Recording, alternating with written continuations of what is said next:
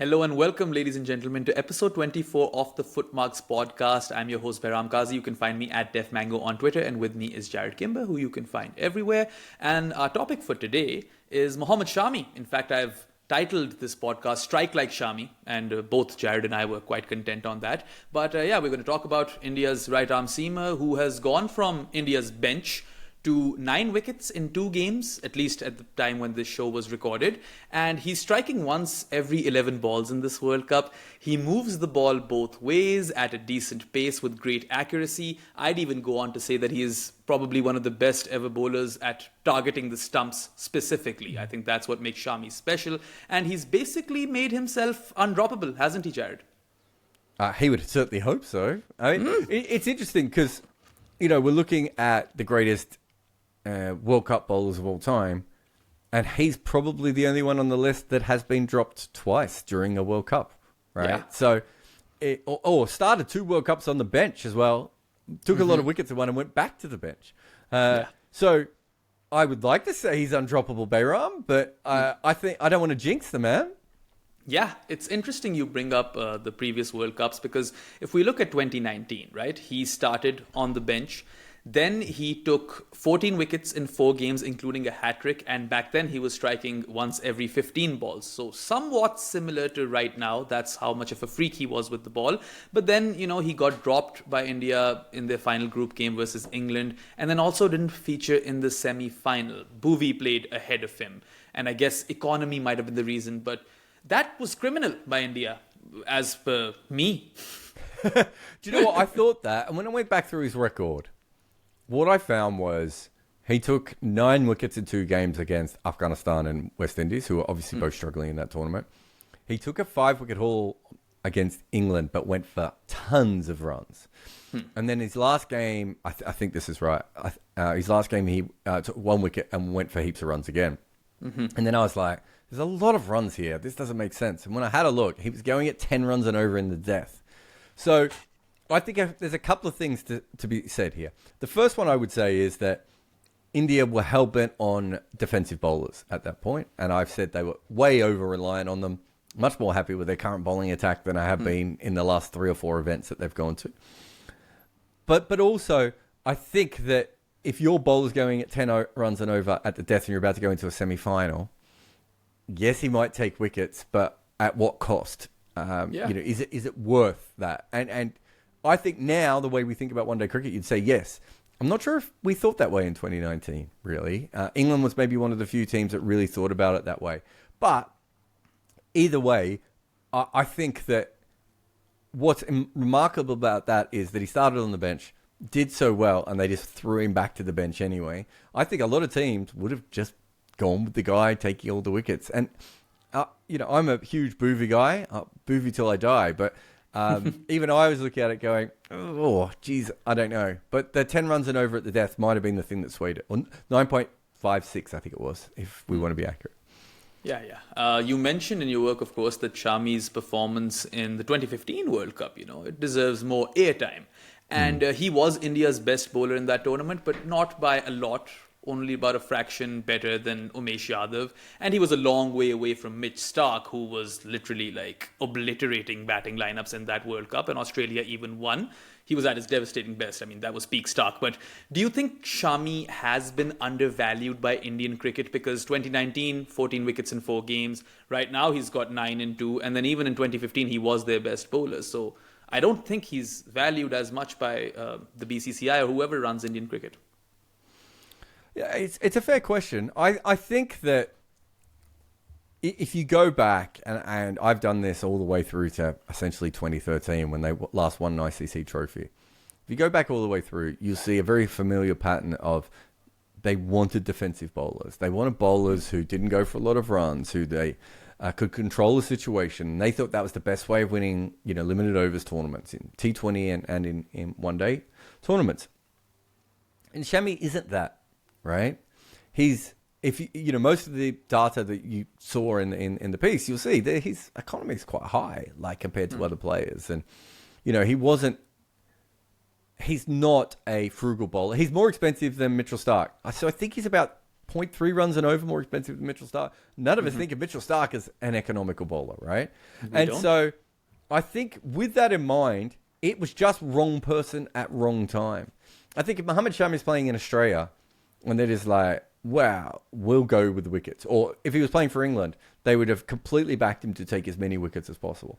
But I think in that conservative mind frame of Indian cricket, they really believed in the bowlers who don't go for many runs. And if you look at the history of their white ball cricket, they've really always gone for more economical bowlers. It's not that their bowlers don't take wickets. They took a ton of wickets in 83. I think they took a ton of wickets in 2003 as well. But they're not Pakistan or Australia, right? Yeah. They're not going in, or South Africa. They're not going in trying to rip your stumps down. And I think that Shami fits in that culture. You know, you put Shami in Pakistan over the last couple of years, automatic selection. It doesn't matter if he's going at 6 and over. There's no way they're dropping him. Absolutely not. I mean, it's particularly because of his tight lines and also the fact that he can move the ball both ways. And he's still quite quick. I mean, he's not the fittest bloke around if you look at like bodies of athletes and that sort of thing, but he does the business. And I mean, don't you think, Jarrod, that Shami just doesn't have the same PR as, say, Jasprit Bumrah? I mean, he averages less than 25 in ODI cricket. He's got, 180 ODI wickets at this point when this show was recorded. And, he's only behind Trent Bolt and Mitchell Starc in World Cup cricket when it comes to bowlers or pace bowlers who are on display in this particular edition. He's not talked up like that. No, I think the difference is that Bumrah is better, right? For sure. So Bumrah's a strike bowler and a defensive bowler in one. So probably since McGrath, is there anyone else? Garner back in the day? Naseem did that. Oh, well, Naseem's over a small period. Yeah. Like if Naseem did what he's doing. Yeah. But if you look at Bumrah's in that ability that over a long period of time didn't go for runs and takes wickets. He probably leans more on the defensive bowling side than maybe than McGrath does. And I'd have to go back and look at Garner's records compared to other players of his era. But Bumrah's in that level and Shami's not, right? Shami's more in that, he's just behind Starc and Bolt over their careers. And Bolt doesn't get that much hype either. And Bolt doesn't have Bumrah in his side, right? So there is, I think, an element of that has taken part. Also, I had this ridiculous conversation with an Indian fan recently where he was like, I don't know why Jarrod keeps hyping up Jadeja and Hardik. Like, Jadeja hasn't made as many runs and doesn't always take a lot of wickets in one-day cricket. And Hardik isn't always good against a short ball and whatever. And I'm like, any other team in the world would take them and put them down as 1 and 2 in their side at the moment. In a heartbeat. That's how quickly. Right? And, in Indian cricket, if you are not an all-round cricketer, if you're not Kohli or Rohit, and even they've got flack at times, in certain bits. But if you're not Bumrah, right, or you're not Ashwin in one day, even Ashwin in Test cricket, there are lots of people who are like, shouldn't play away from home. They're looking for this level of perfection that the only, as someone who grew up in Australia, I remember this, right? I remember when Marcus North came to play for Australia, and I was writing all these articles going, this guy, blah, blah, blah, not good enough, whatever. Marcus North over the next 10 years would have been one of the best batters in the team, right? But when he came into the team was so strong that Marcus North looked really terrible compared to everyone else, right? And he wasn't. He made runs and he had some bowling talent, some very tiny. Well, when he's playing against Pakistan, he had some bowling talent. Yeah, 6 foot at Lords. He's on the honours board. He is.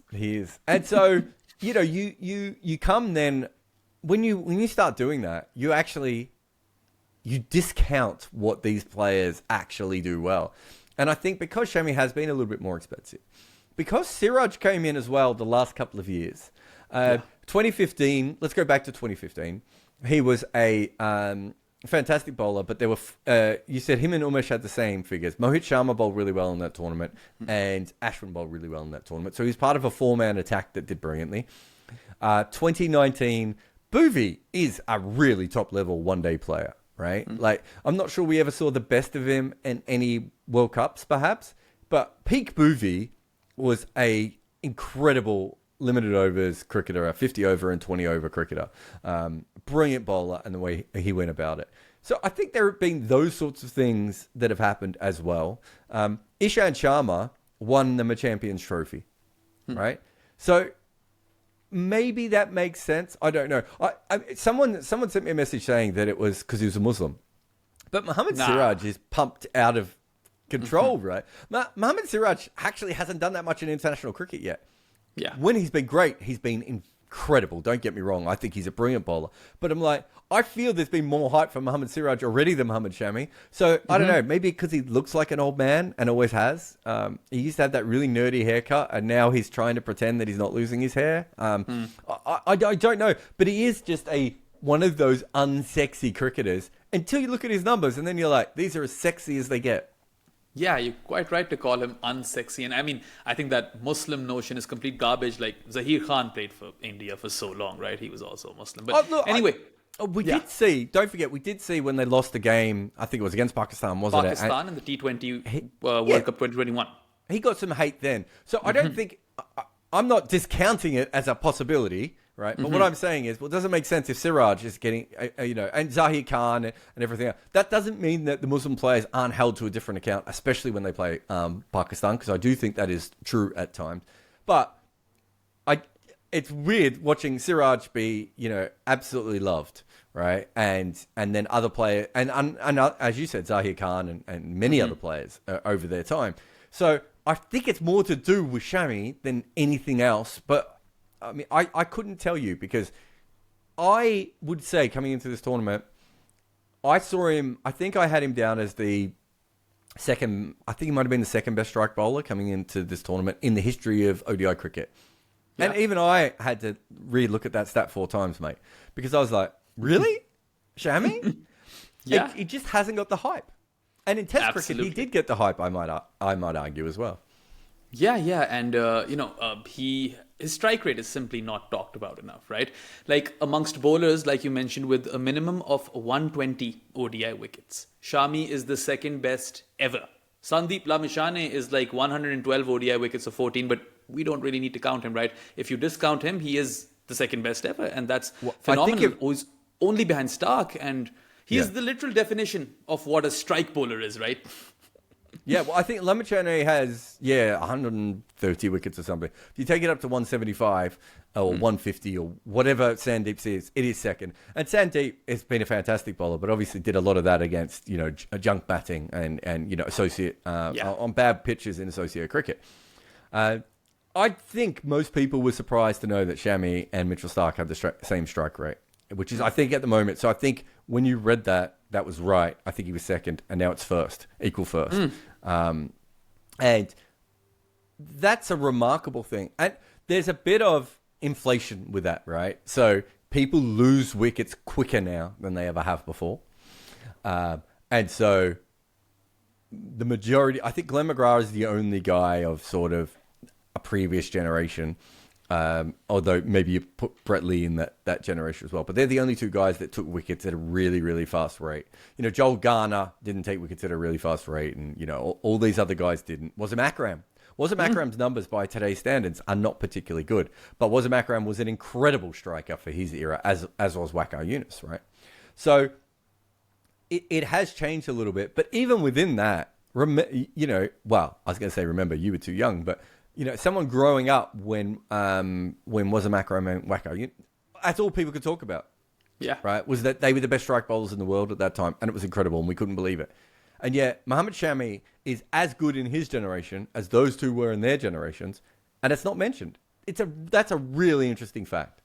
Yeah, I mean, I did not know about any of this until, you researched it, and then I read about it, and we did our research for this podcast. So it's really quite startling. I mean, second best in history, and then, like you said, at par with Stark in World Cup cricket, and we all know what sort of animal Mitchell Stark is in World Cup cricket. World Cup cricket, he's better than Stark. Oh, yeah, he's better than Stark. Not even a little bit. 5 balls better. So Stark is second best. I mean, that's the thing that is incredible, is that he's on the list of the most wickets ever taken in the World Cup. I can't remember where he is at the moment, but he's got 40. So he's probably in the top 12, let's say, of all time in wickets in the World Cup from 11 games. Yeah, And I mean, 11 games over 8 years, mind you, because there are 3 World Cups in this. He gets dropped in most of them, and even in this one, he's played, 2 games? And the fact that he has the best ever strike rate in World Cup cricket and has played 11 games across 3 different events, I think that's quite startling. That's really... No, it is. And I think that... I think he bowled 103 overs, and I think... Of the bowlers with over 35 wickets in World Cups, the next fewest overs was Brett Lee, who I think has less wickets than him as well, and he bowled about 130 overs. So it's ridiculous he's on the list of the most wicket takers. And there's a part of me that's like, well, he might be the most efficient wicket taker that World Cup cricket has ever had. But it's hard to make him one of the greatest World Cup bowlers of all time when he keeps getting dropped by his own team, right? Yeah. And also... He's only played 11 games. It's not a lot of games. But the way he's bowling at the moment, he could take a sixer in the next game. I mean, if India had Mohammad Shami back in 2011 or 2007 or one of those years, right? Maybe not 2003 because they did well with the ball in 2003, barring the final. I think he would have been the talk of the town. He would have ruled the roost. And the fact that he's playing alongside Bumrah and now, like you said, Siraj is talked up way more than Mohammad Shami. Maybe that hasn't helped him. But also... in the 2019 World Cup in particular, I remember you mentioning that a lot of his wickets did not come at the top. Now, Shami's taking wickets at the top now. This is new. This is not the norm. And I think this just makes him all the more deadlier. Yeah, I think if you go back to that 2019 World Cup, it is the weak link of the World Cups. And it doesn't really look like that at first glance. But you scratch it a little bit and you see the death record and you see the teams he took the wickets against. Or... he took wickets, but he also got absolutely hammered.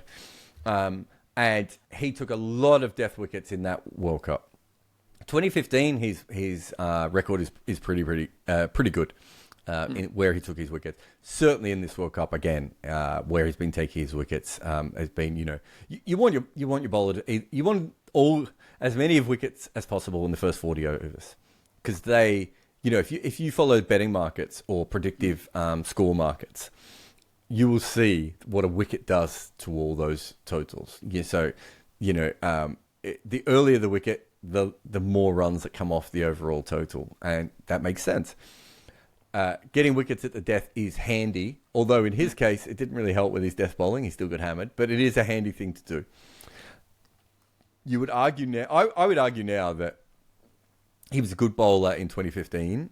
I would argue in 2019, he was still having trouble in certain aspects of his white ball bowling. If you think about he wasn't a good IPL player around that time. He was just becoming a good IPL player around that time.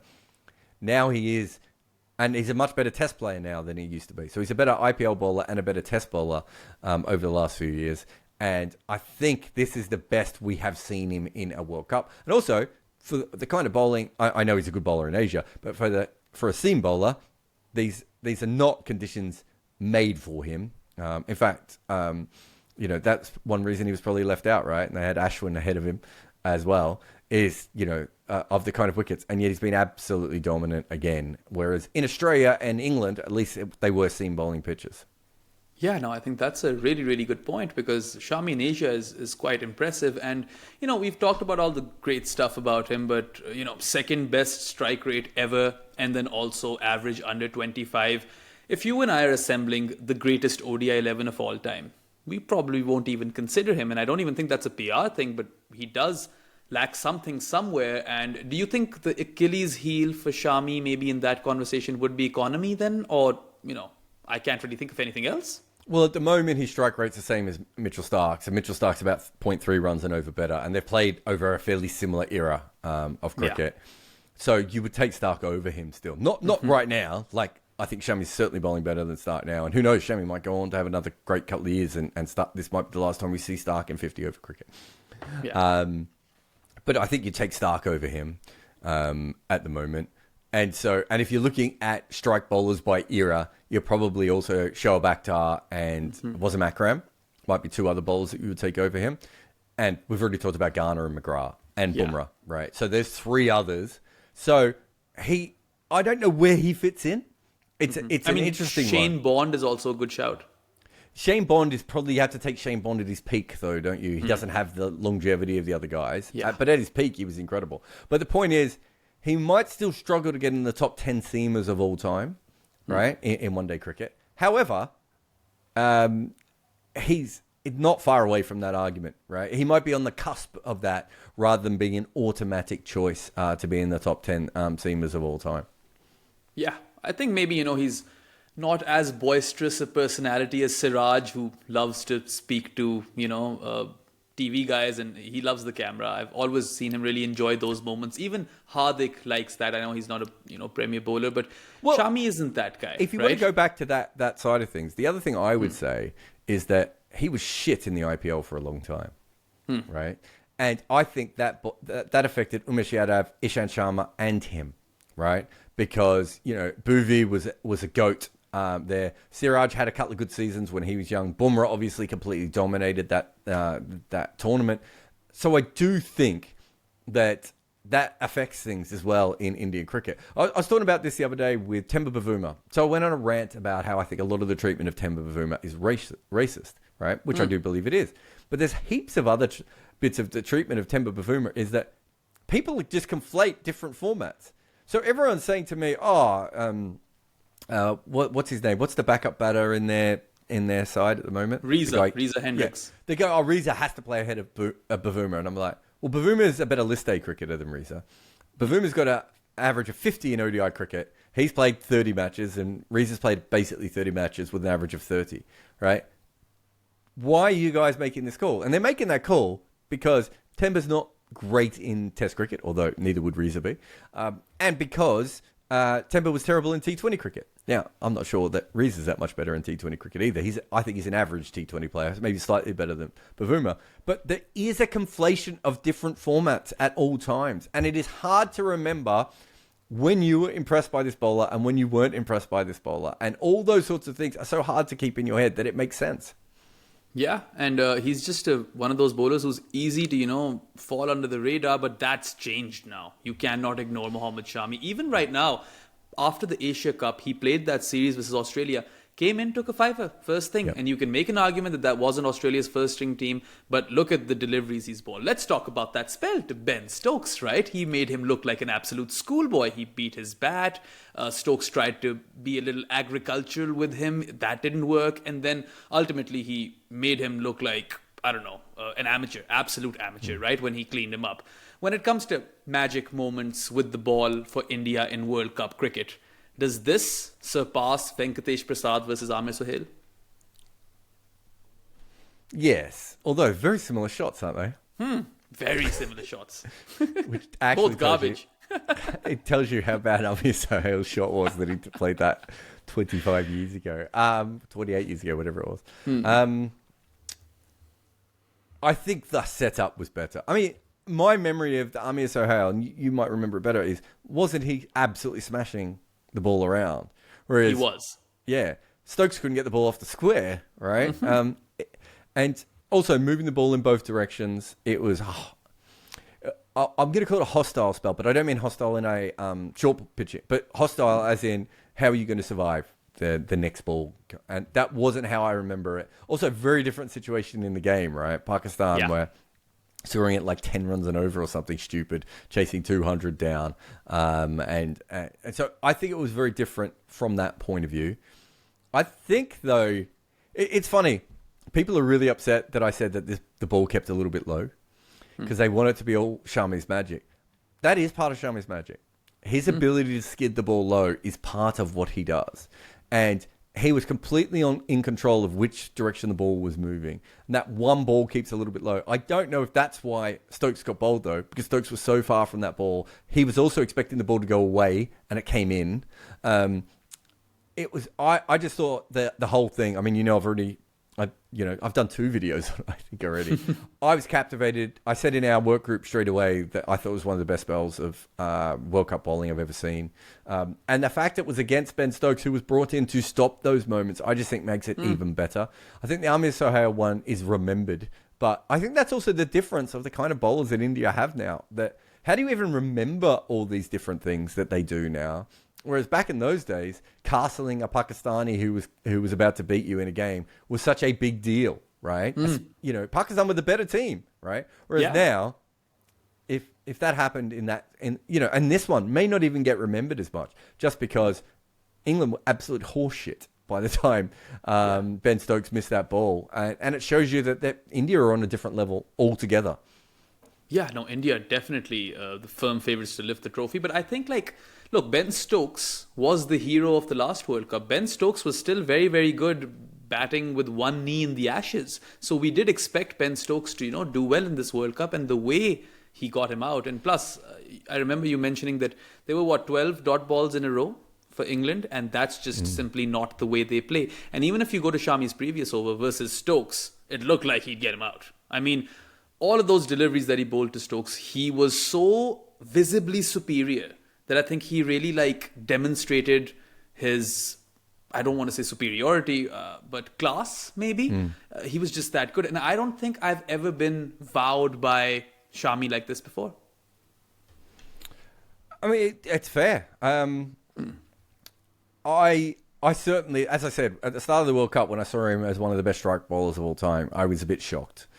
It's not how I thought about him, so I can't slag off the fans for thinking the same, because I was definitely in that area. And watching him in this World Cup, he's just looked another level above again. I think Mohammad Siraj has been a fantastic bowler for India over the last couple of years, and I think they're just going to have to make the change one way or another, right? That's how good Shami has been. Yeah. I wonder if at the moment he's the hardest bowler to handle, right? And that doesn't mean best, because Bumrah is still more important, and Kuldeep might actually be their best strike bowler as well at the moment.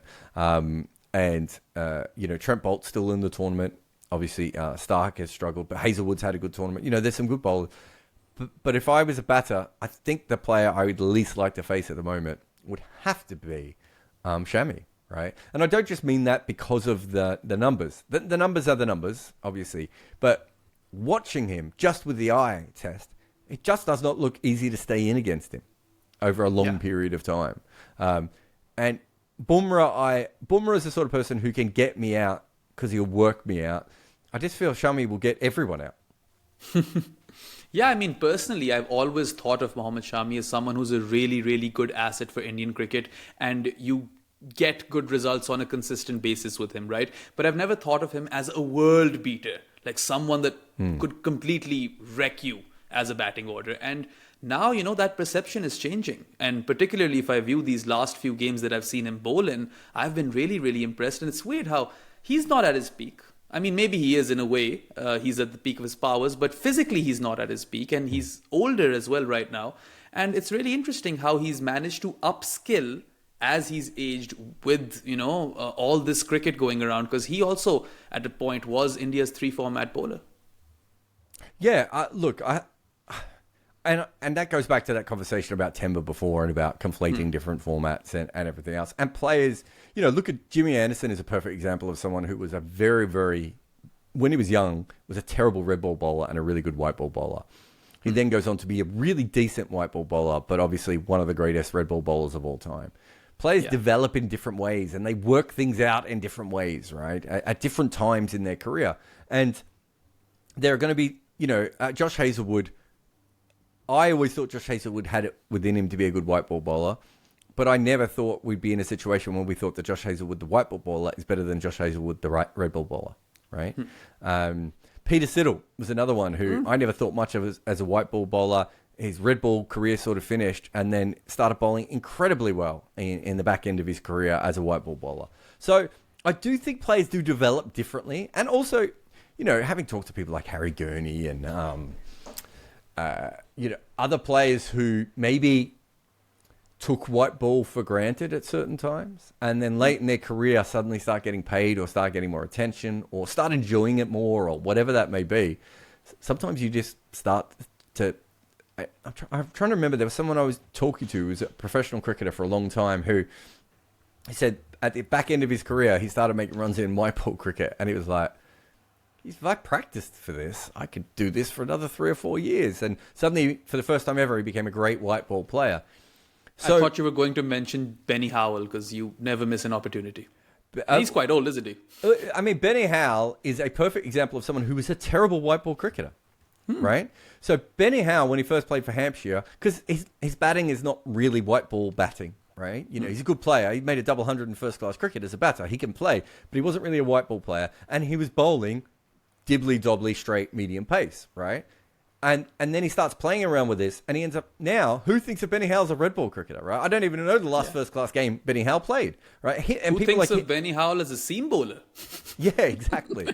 And you know, you do see these things happen. Joe Denley was another one who I know he showed some white ball, skill when he was early in his career, but then he goes on to be a red ball cricketer for a long time. Then suddenly he's a white ball all-rounder. Like, these things do happen, and I think that, as I said, because we conflate so many of it's impossible. It's not our fault. Like, you know, it's very easy to tell the difference between someone being good at rugby league or rugby union because they're two different sports, right? Whereas we've got all the same players playing all three formats at the same time. Then we've got domestic stats and international stats. Like, we just had a question on another podcast about Glenn Phillips, where the guy's like, show me some numbers that prove that Glenn Phillips is good. Well, he's got an average of 32 and a strike rate of 146 in international T20 cricket from 60 games. It's right there. It took me 2 seconds to Google it and find that number. But this guy, he's seen him struggle for New Zealand in a couple of World Cups, which I think is fair to say for Glenn Phillips. And he's seen him struggle in the IPL. So in his mind, Glenn Phillips is about player. Someone else has only seen Glenn Phillips absolutely tear up for a couple of bilaterals in New Zealand who thinks Glenn Phillips is better than Glenn Maxwell. It's so hard to keep all these things in our mind. And I think that 2019 World Cup is a perfect example. I covered that tournament. I don't know how many Indian games I was at, but I certainly at 3 or 4 Indian games. Certainly 3 anyway. But I covered the whole tournament. And I couldn't remember why Shami wasn't in the team the whole time, right? And I had to piece it together because cricket writing's not always the quality that it should be, and to try and work out. But eventually I worked it out. It was that he wasn't, that Bumrah was Bhuvi was first choice. Bhuvi gets injured. He comes in. He does really well. Then they bring Bhuvi back, and then you look at the numbers. You go, okay, I can see why they did this. We might disagree, but we can see why. And I covered that tournament, right? And I can't remember that. And it tells you just how much is going on in different ways that we do get confused with all these players. Yeah, I think back in 2019, maybe, peak Bhuvi was really, really good with a new ball, right? Maybe that was the deciding factor why he was first choice. I think it was his death bowling that was the difference between the two. But no, look, Bhuvi was fantastic. There will be no anti-Bhuvi chat on this podcast ever. He's a fantastic player who I think doesn't get the respect he deserves. But I think for me, also the way one-day cricket has gone, and this goes back to the Shami conversation, which I think is really, really interesting. The way that one-day cricket has gone, I think if you had Shami on his own, playing in a team in the 90s or the 2000 to 2010 range, I think teams would be like, he's taking a lot of wickets, but I'm not sure. You put him in Pakistan or Australian teams where they had strike bowlers all around him, and you're just like, fine, fits straight in, he'll be fine, right? Well, I think there are other teams where they would have been like, oh, he is going for runs, and he's a little bit loose sometimes, he can't bowl to death, whatever. I think the way that one-day cricket is right now, Shami is, you have to bowl the best teams out. You cannot restrict the best teams anymore. Those batters are or you can't rely on restricting the best teams, right? You have to bowl them out. So with that, I think he's even more important. Whereas Bhuvi in his era, up until 2019 when it starts to change, was a fine limited overs bowler. And now you look at one-day cricket. If Bhuvi was fit now, it just wouldn't work because he might go at 5 runs and over, but he wouldn't give you many wickets. And so they would just score off the lesser bowlers. Yeah, I think that's a pretty good rationale. And I suppose if anyone who's been watching this podcast or has been watching Mohammad Shami bowl recently, if they underrated him prior, they probably don't anymore because he's just been that good. And before we end this, you were saying? No, I was going to say they probably overrate him now. That's how it works, right? Yeah, well, we'll see how things turn out. But I don't know. I think still Siraj has more hype than Shami. I just feel that. Even Cheyenne loves Siraj. I think he wasn't too keen on, our colleague Cheyenne wasn't too keen on removing Siraj from the team, wasn't it? Yeah, he's wrong. Yeah. But yes, you're right. You're right and he's wrong. Anyway, just to finish off this podcast, I'm going to put you on the spot, Jarrod. Amongst Indian bowlers with a minimum of 65 ODI wickets, only 2 average less than 25. One is Jasprit Bumrah and the other is Mohammad Shami. So would you go out on a limb and say that Mohammad Shami is the second best Indian seamer of all time? It's interesting because I would have to factor in Kapil Dev's economy rate. What's Kapil Dev's average? Have you got those in front of you? I don't have Kapil's average, but I think his average is high. Yeah, I think his Kapil average Dev is high to me is like 20s, Stuart right? Broad. He's like a numbers cricketer, right? Yeah, but what I mean is that my memory of Kapil Dev was that so his average is 27.45. 27.5. Yeah, but look at his economy. And his right? strike rate is also not nice. Economy is good though. Economy is really good.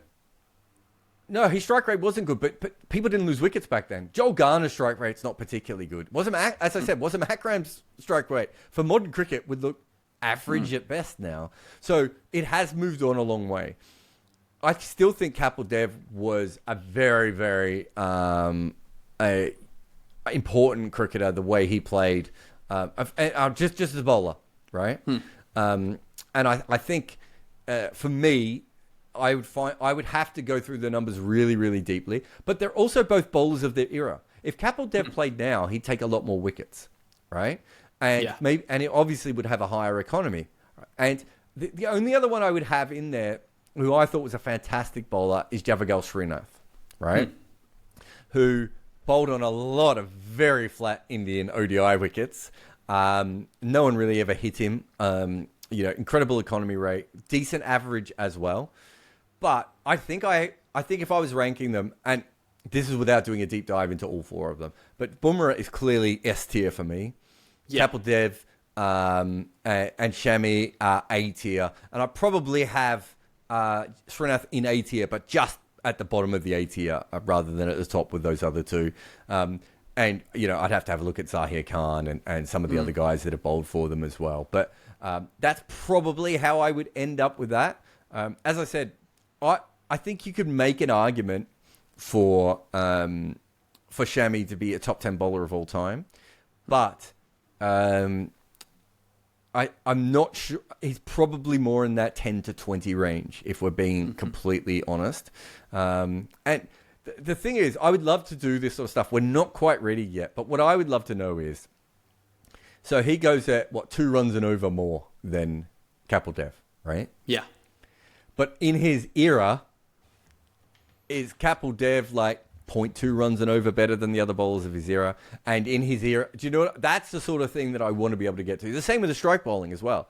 So we know that if we run those numbers properly, Glenn McGrath's probably going to be the best ODI bowler of all time, and Joel Garner won't be far away, and Bumrah might be right up there with those two guys as well. But we don't really have the full answer to that. And even if we get the full answer to those numbers, what percentage of the time did Garner bowl at the death?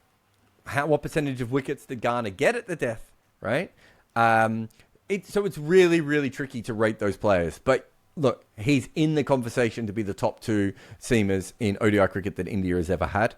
And he's also probably, I can't see him as being worse than, let's say, 4th.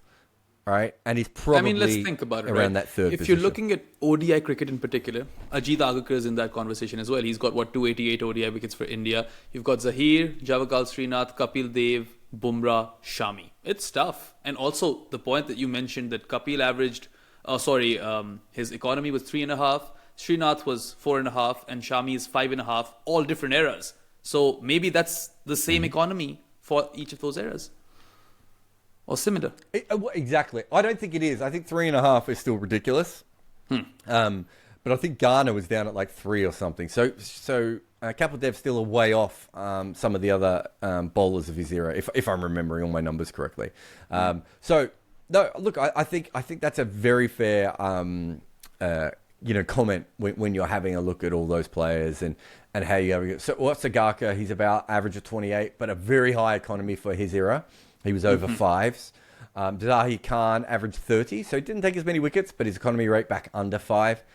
So look, and Prasad, who we've talked about as well. There was I think that there is a thought that India never had fast bowlers before this generation. It's not true. What they never had was a collection of fast bowlers. And I think this is the big difference and will be the difference for Shami's legacy. We can talk about how fantastic he is as a one-day bowler, and we're both right. But he's got a better bowler in his team, right? At the same time. And that complicates everything. You know, that's the Jason Gillespie rule, right? Mm-hmm. Jason Gillespie in another era Jason Gillespie's a better bowler than Merv Hughes and then Craig McDermott and heaps of other Australian bowlers, right? But he was the second best bowler, or third best bowler in his team, second best seam bowler in his team, right? And that's how he kind of is remembered. And sometimes that is ultimately what happens. And I do think if you look at Shami, you've got Bumrah, you've got Bolt, and you've got what's the other guy's name? Stark, right? Stark. Instantly, he's moved back in that order a little bit from all those other guys. And that's sadly just what happens. But I don't think that takes away from the fact that he has become... No one has ever struck quicker than him in ODI cricket. Certainly no one's even come close to him in the World Cup. And he deserves that credit. And he's been, as you said, it's 3 World Cups over 8 years in 3 different continents, all that sort of stuff. And he's come every time and been absolutely extraordinary. And he's done that while he's been dropped. Yeah, and that is exactly why we chose to record a podcast on Mohammad Shami. So to all the viewers and listeners, let us know, who you think is India's second best ODI bowler of all time and where you would rank Mohammad Shami in the greatest ODI bowlers of all time. We'd love to hear that, but that's all for today. Thank you to everyone and Jarrod, and we'll catch you again with episode 25 of FootMarks next week. That's all for now. Goodbye.